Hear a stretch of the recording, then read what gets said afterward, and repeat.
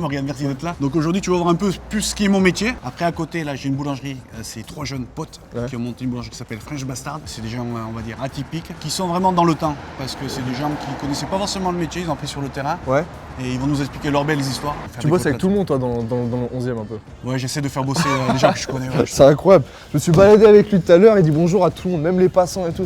Moi, j'ai déjà faim, rien que d'en parler, j'ai faim. On veut goûter ça va être Vas-y. cool. Là, ça te génial. The French Bastard. Ah, ça donne faim déjà, mec. Donc Morgane, là, on est chez French Bastard. Les gars, venez ici, là, qu'on vous présente face à la cam. Moi c'est Julien, ça c'est Emmanuel, mon associé, ça c'est David, le 3e French Bastard. Et après là il y a toute l'équipe, il y a Ouais, Rémi, c'est ce que j'ai dit. Adrien, il y a tout le monde. Il y a une grande équipe, une belle famille. On est 3 amis d'enfance. Ah, ok, d'accord. Et Jules est venu me voir et il m'a dit voilà, ça fait 10 ans que.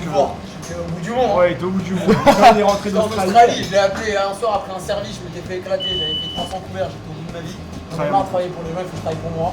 On rentre à Paris, on fait un truc. C'est trop cool ça, putain, bosser avec tes potes en plus. Ah, j'avoue. Comme quoi, tu vois, dans la vie, des fois, il faut aller jusqu'au bout. Quoi. Ah, c'est exactement ça. Je me suis dit un jour, ok, je suis partant, mais il faut que je sache dans quoi je m'embarque. Alors je suis parti à l'école des boulangers de Paris et je me suis inscrit en CAP boulangerie. Alors j'y suis allé vraiment pas reculons, mais en mode, voilà, je veux juste voir à quoi ça ressemble, je vais me faire déchirer, mais bon, c'est pas grave. Et en fait, en y arrivant, j'ai trouvé un métier extraordinaire, qui a longtemps été, je trouve, pas assez mis en avant, à la différence de tout ce qui est pâtisserie, où on a eu ces pâtissiers stars, etc. Alors que c'est magnifique parce que la boulangerie, tu travailles sur quelque chose de vivant. C'est-à-dire que dès que tu commences à mélanger la farine et l'eau, chaque seconde qui passe, il se passe un truc. On aime bien dire qu'en gros, moi j'essaye de savoir ce qu'on veut faire. David, il fait de la partie comptable, ce qu'on peut faire, et Julien, il le fait. Donc voilà, on est complémentaires les trois.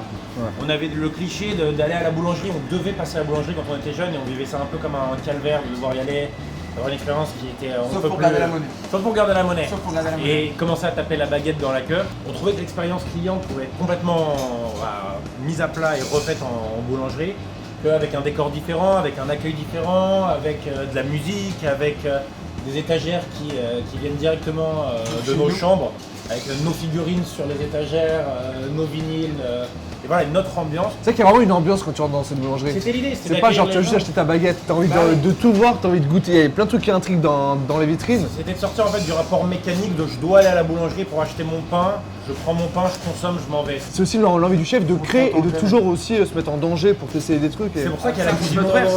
C'est beau, Morgane, ce que tu dis. Non, mais c'est vrai, c'est important. moi je kiffe les gens qui créent et les gens qui ont les coronesses, on va dire, de. J'ai pas envie de faire le même éclair que tout le monde. Arrête ça direct parce que ça. On fait un éclair tout noir et le but c'était d'avoir à l'intérieur Wow. cette crème très blanche. Ok.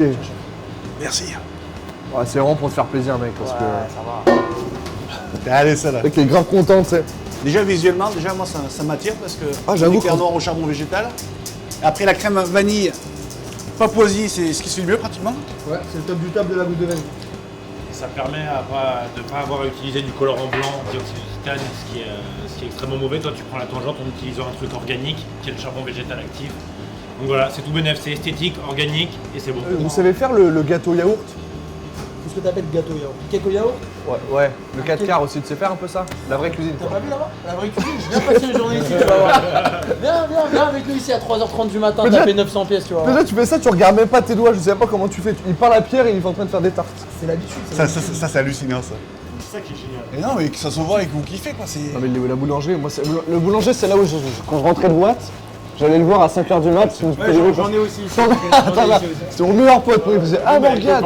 Nous, on a des copains qui viennent ici en sortant de boîte, ils se font leur café. On a un copain qui travaille dans un resto, il se fait ses cafés, ils se mettent ici à la table à 5h30 du matin. Ils vont prendre dans l'échelle des babkas. Il me dit bon, juste, je t'ai laissé de l'argent là-bas. Vas-y, on mange et après on part. On mange et après là. Donc, n'hésitez pas vraiment si vous allez en boîte dans le 11e. C'est là que ça se passe l'after. Moi, je vois par rapport au French Bastard, pourquoi ce nom? C'est mon nom à moi. C'est comme ça. De quelle origine, toi? C'est comme ça qu'on m'appelait en Australie. C'est vrai? Ah ouais, t'as Dans la raison. cuisine dans laquelle je On bossais. t'appelle The French Bastard. Ouais, le fait de regarder, d'apprendre, d'assimiler les choses plus rapidement. Le chef me disait, ah, les Français vous êtes vraiment des bâtards. Du coup il m'a appelé The French Bastard. Ok. Du coup on m'appelait comme ça. Ah, et bâtard dans le bon sens du terme. Dans le bon sens du Ah, terme. ok. Non, On m'appelle la mierda. Quoi? Alors, je t'explique. Non. C'est un métier qui demande beaucoup de sacrifices, comme la cuisine.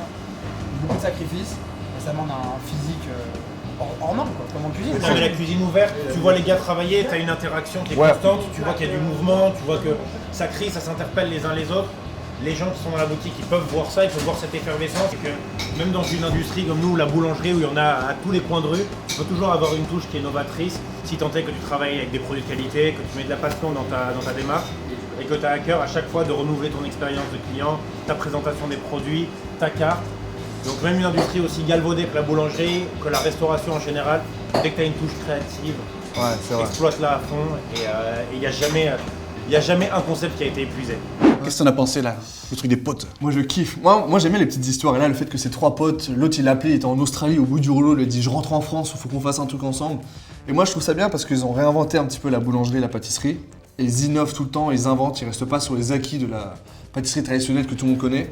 Et je trouve que ça leur force, il faut qu'ils continuent. Donc c'est cool de voir des jeunes comme ça, aussi positifs. Non mais ouf, et le pain surtout, moi j'avais repéré le pain parce que j'avais goûté dans ton resto. Le pain c'est, on dirait juste le pain c'est simple, on dirait la brioche, c'est incroyable et non franchement c'est une bonne adresse aussi. Et la chance que j'ai, c'est de pouvoir bosser avec des gens que j'aime, que j'apprécie. Ouais. Et quand t'as des gens qui mouillent le maillot comme eux, c'est magique. Je suis entièrement d'accord avec toi.